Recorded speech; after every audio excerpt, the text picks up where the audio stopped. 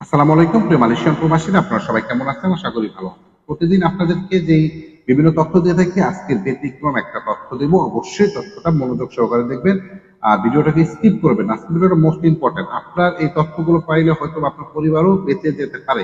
বর্তমানে বাংলাদেশের যে পরিস্থিতি, সেই পরিপ্রেক্ষিতে কিছু টিপস আপনাদের ফলো করতে হবে এবং আপনার পরিবারকে এখন এই মুহূর্তে যদি আমার ভিডিওটা দেখে থাকেন, ফোন করে সতর্ক করার চেষ্টা করবেন। সর্বপ্রথম প্রত্যেকটা প্রবাসী যখন ব্যাংকে টাকা পাঠান, অবশ্যই সেই টাকাগুলো উত্তোলন করার জন্য আপনার পরিবার একা না, মিনিমাম 4-5 জন ফ্যামিলি 2-3 জন মিলে একটা গাড়ি রিজার্ভ করে তারপর টাকা সেখান থেকে উত্তোলন করার চেষ্টা করবেন এবং একাকিত্ব কোনো রাস্তা দিয়ে চলাফেরা করতে নিষেধ করে দিবেন।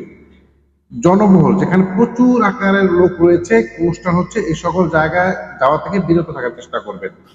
যদি কারো পরিবারে কারো কাছে গহনা পরিধান করে থাকে, গহনা পরে থাকে, সেই গহনাগুলো আপাতত না পরার জন্য বলে দিবেন এবং সন্ধ্যার আগে প্রত্যেকটা রুম বা বাসার জানালা দরজা যাই থাকে 100% চেক করার জন্য বলবেন।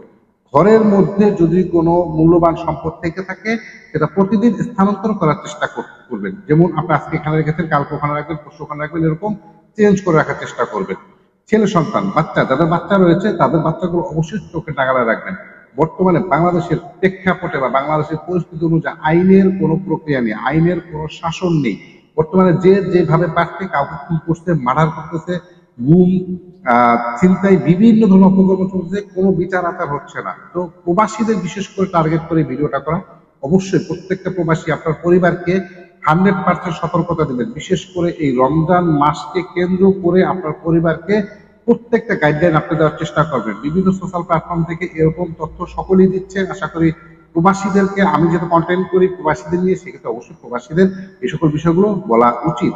এবং কিছু কিছু বাস, সিএনজি, অটো ভ্যান বা অটো রিক্সা যাই বলেন না কেন, রিজার্ভ নিয়ে একাকিত্ব নিয়ে যাওয়ার চেষ্টা করবেন না। এবং যারা মোটর সাইকেল ব্যবহার করেন, এক জায়গা থেকে আরেক জায়গায় যাচ্ছেন, আপনার উবাও ব্যবহার করবেন, যেটা আপনার হচ্ছে অনলাইন ভিত্তিক, অফলাইনে রাস্তা দাঁড়িয়ে আছে সেখান থেকে ভাড়া করে যাবেন না। একাকিত্ব কোথাও চলবেন না, কারো কিছু খাবার দিলে সেটা খাবেন না। বাস স্টেশন, রেল স্টেশন, যেখানে না কেন একাকিত্ব দাঁড়ায় থাকবেন না। যদি দেখেন কেউ আপনার পিছু নিচ্ছে, আপনি অবশ্যই দৌড় দিয়ে সেখানে একটি ঘনবসতি এলাকা বলতে কিছু লোকজন রয়েছে সেখানে যাওয়ার চেষ্টা করবেন। আমরা মার্কেট বা একটা দোকান বা একটা বাসা, এরকম পরিস্থিতি বা স্কুল মাঠ, সেখানে যাওয়ার চেষ্টা করবেন। অন্তত বেঁচে থাকার জন্য কিছু আপনার ট্যাকটিক অবলম্বন করতে হবে, অন্যথায় কিন্তু জীবনও চলে যেতে পারে। এই যে যে বিষয়গুলো যদি আপনি ফলো না করেন, যে কোনো সময় বিপদ হতে পারে আপনাদের এবং আপনার পরিবারের। সামনে রমজান রমজান মাস, তাকে কেন্দ্র করে আপনার খুন, ধর্ষণ, আসলে বিভিন্ন অপকর্মগুলো বাংলাদেশের প্রত্যেকটা অঞ্চলে ছড়িয়ে ছিটিয়ে রয়েছে। বিভিন্ন জায়গায় এ ধরনের অপকর্ম আমরা দেখতেছি, মানে এটা আসলে বলার কোনো দিক রাখে না। সেই ক্ষেত্রে অবশ্যই সকলে একটু সতর্ক থাকবেন।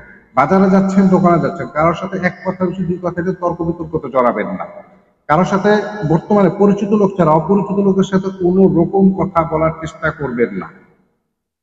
সেখানে আপনি কারোর সাথে কথা বলতে গেলে আপনার পায়ে পাড়া দিয়ে ঝগড়া করবে, আপনার কাছ থেকে দেখা যায় আপনাকে ছুরি মেরে বা আপনাকে পিটিয়ে আপনার কাছ থেকে যদি একটা ফোন উপরে সেটা নিয়ে যাবে।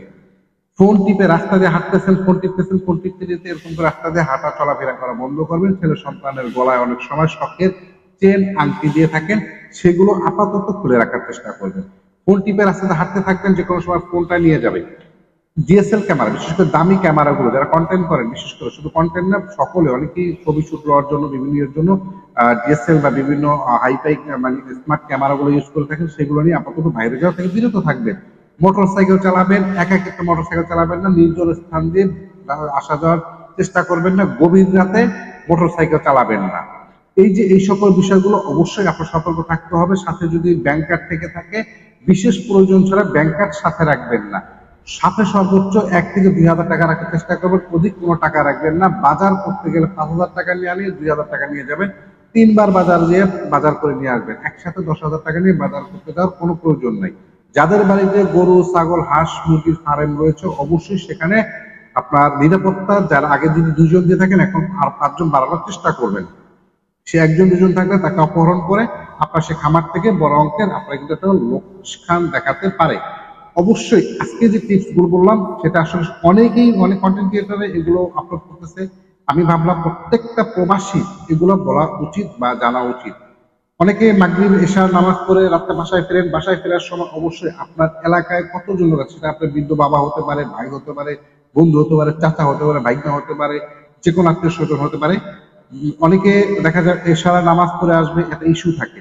তো এশারা নামাজটা শেষ হলে যদি তার সহপাঠী না থাকে, প্রয়োজনে আরো এলাকা 2, 4, 5, 10 জন একত্রিত ভাবে বাড়িতে আসার চেষ্টা করবেন, এরকম তথ্য তাদেরকে দিয়ে দিবেন। আপনি এখন এই মুহূর্তে আপনার বাড়িতে ফোন করেন, আপনার প্রতিদিন আপনার নিজস্ব ইউনিয়ন, নিজস্ব ওয়ার্ডের মধ্যে এমন একটা না একটা অকারেন্স হয়েই যাচ্ছে, আপনার সাথে যে হবে না তার কোনো গ্যারান্টি নেই। অবশ্যই প্রত্যেকটা প্রবাসীকে আমি বলবো, আপনারা অবশ্যই আপনাদের পরিবারকে এই তথ্যগুলো দিয়ে দেন এবং এই ভিডিওটা প্রচুর পরিমাণে শেয়ার করে সকল ভাই বন্ধু দেশ বিদেশে যারা আছে সকলকেই আহ দেখার বা শোনার তো মানে চেষ্টা করে দেন, এবং আল্লাহ পাক রব্বুল আলামিন সকলকে বোঝার তৌফিক দান করুন। আমি সবসময় সকলের জন্য দোয়া করি যাতে আল্লাহ পাক রব্বুল আলামিন অন্তত পক্ষে কোনো প্রবাসী পরিবারকে কোনো বিপদে না ফেলে, কারণ আমরা প্রবাসী রয়েছি, আমরা আল্লাহ পাক রব্বুল আলামিনের উপর ভরসা করে আমার পরিবারকে রেখে এসেছি। যদি এরকম কোনো অকারেন্স হয়েও থাকে, আমি এই প্রবাসী থেকে অন্তত পক্ষে তেমন কিছুই করতে পারবো না, দুঃখ করা ছাড়া। তো এর আগে আমাদের স্বীকৃতিগুলো অবলম্বন করতে হবে। সকালে ভালো থাকবেন, নিরাপদে থাকবেন। দেখা হবে নেক্সট কোনো ভিডিওতে। আসসালামু আলাইকুম।